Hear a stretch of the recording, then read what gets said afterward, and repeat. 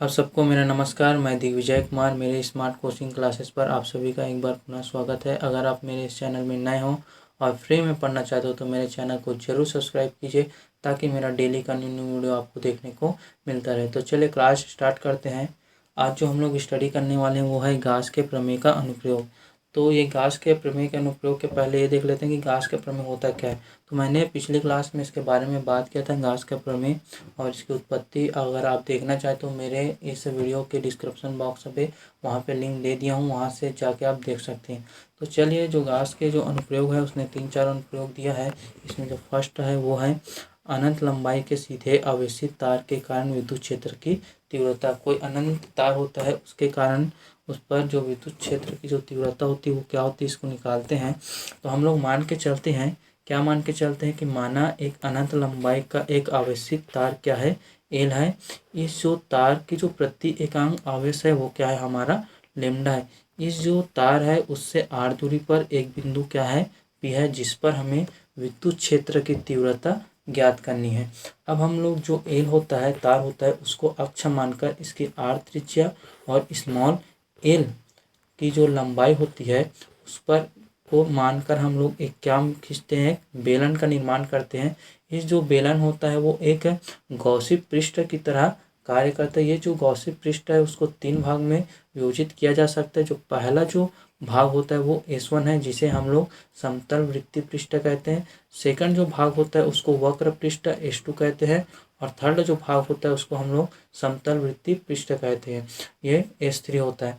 अब जो हम लोग देखते हैं कि हमारा जो S2 है, जो वक्र पृष्ठ है, उसमें जो पृष्ठ की जो दिशा है DS और उसका वैद्युत क्षेत्र दोनों एक ही दिशा में होता है। इस कारण इसका जो एंगल बनता है वो हमारा 0 होता है। मैंने वैद्युत फ्लक्स में बताया था, अगर दोनों की दिशा अगर एक ही साइड हो तो उस पर जो एंगल बनेगा थीटा, वो क्या होता है, 0 होता है। तो हमारा जो वक्र पृष्ठ जो S2 से गुजरने वाला जो फ्लक्स होगा, हम लोग S2 देखे हैं, इस S2 से गुजरने वाला वक्र पृष्ठ जो होगा वो क्या होगा, बंद समाकलन S क्या होगा, vector E into vector DS। ये चीज़ निकल कर यहाँ से वेक्टर को हटाते हैं सदिश को, तो हमारा क्या आ जाएगा, कॉस।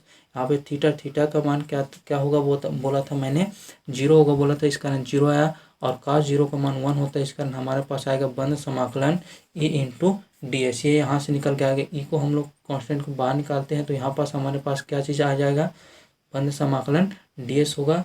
जो बंद समाकलन जो DS का मान होता है वो होता है 2πRL होता है। जो 2π जो RL होता है वो बेलन का वक्र पृष्ठ होता है। अब हम लोग क्या मान के चलते हैं, हम मान देखते हैं कि इसमें जो S1 और जो S2 होता है वो विद्युत क्षेत्र के समांतर होता है, अर्थात इससे गुजरने वाला संपूर्ण विद्युत फ्लक्स 0 होगा।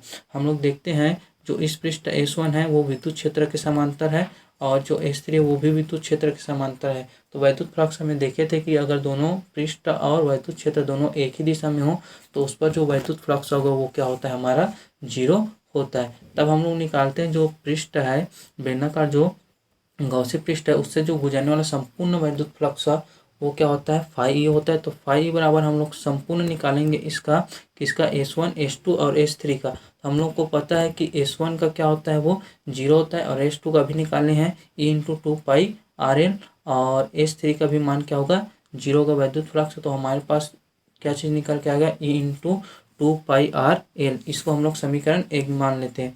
किंतु जो गाउस का जो प्रमेय होता है, गाउस का प्रमेय क्या होता है, फाई इक्वल टू क्या होता है, Q अपॉन इप्सिलॉन 0 होता है। अब देखो दोनों का एक एक साइड क्या है, फाई है, फाई है, दोनों का एक एक साइड बराबर है, तो हम लोग समीकरण 1 और 2 से ले सकते हैं। तो क्या आ जाएगा, Q upon epsilon 0 equal to Q equal to क्या हो जाएगा, E इंटू 2πRL। ये चीज़ निकल के आएगा। अब यहाँ से जो जो गॉस पृष्ठ के अंदर जो कुल आवेश होता है, तो कुल आवेश मैंने ये बोला था कि इसकी एकांक जो आवेश होती है वो क्या होती है, लेमडा होती है, और इसकी जो लंबाई है वो क्या है, स्मॉल एल है, वो दोनों के इंटू के बराबर होता है। इस कारण जो हमारा वो क्या माना जाएगा, Q इक्वल टू क्या होगा, लेमडा एल हो जाएगा। यहाँ पर हम लोग क्या करेंगे, Q का मान रखते हैं, Q का मान रखेंगे लेमडा एल, तो हमारे पास क्या चीज़ निकल के आएगा, lambda L upon epsilon 0 equal to E into 2πRL। यही चीज़ निकल के, और हम लोग को ज्ञात क्या करना है कि जो आवेशित जो तार होता है उसके समीप किसी बिंदु पर क्या निकालना है, विद्युत क्षेत्र निकालना है। तो विद्युत क्षेत्र हमारा क्या है, ई है, इसको रहने देते हैं। बाकी को इस तरफ पक्षांतर करेंगे तो ई इक्वल टू क्या आ जाएगा, lambda upon 2 pi epsilon 0 into R. ये चीज़ निकल के आता है, यही जो निकल के आता है वो क्या है, सीधे तार के समीप किसी बिंदु पर विद्युत क्षेत्र की तीव्रता का परिणाम होता है। अब इसके आगे जो है आपका आएगा वो आएगा एक समान आवेशित अनंत समतल चादर के कारण विद्युत क्षेत्र की तीव्रता। ये भी गाउस का अनुप्रयोग है, इसको मैं नेक्स्ट वीडियो में बताऊंगा। आज के लिए बस इतना ही। Thank you.